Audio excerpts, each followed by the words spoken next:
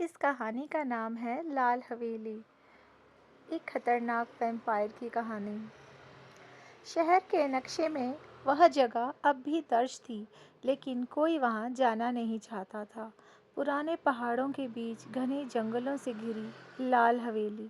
लोग कहते थे जो वहां गया वह वापस नहीं लौटा। आरव को इन बातों पर यकीन नहीं था। वह एक फ्रीलांस डॉक्यूमेंट्री मेकर था। डरावनी जगहों पर जाकर वीडियो बनाना यही उसका काम था। एक रात उसे एक बिना नाम का ईमेल मिला।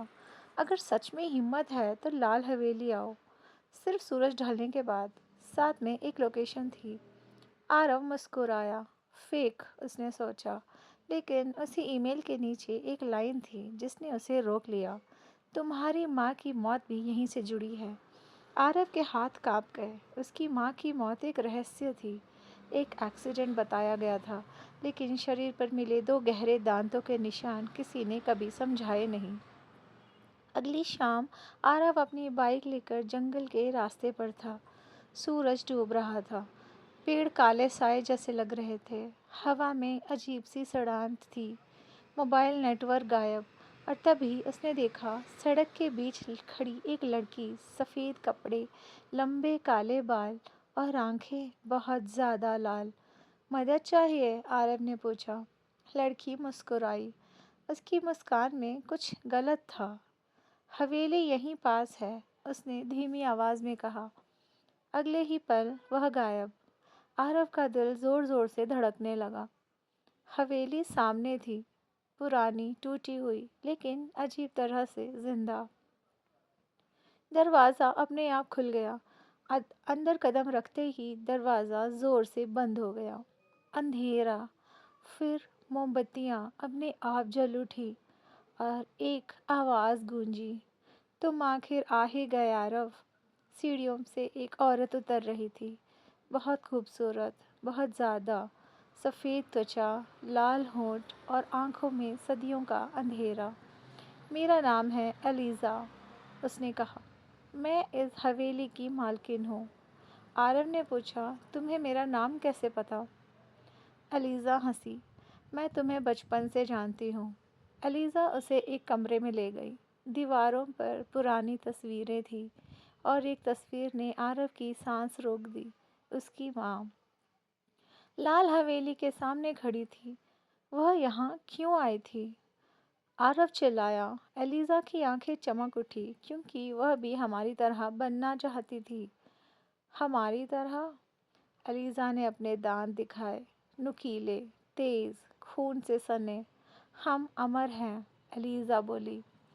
सदियों से इस हवेली में रहते हैं। खून हमारा जीवन है। आरव पीछे हटने लगा। मेरी माँ? तुम्हारी माँ डर गई थी, एलिज़ा ने कहा। वह बदलने से पहले भागना चाहती थी। आरव की आंखों में आंसू आ गए। तो तुमने उसे मार दिया? एलिज़ा चुप हो गई। नहीं, उसने कहा, उसे तुम्हारे पिता ने मारा।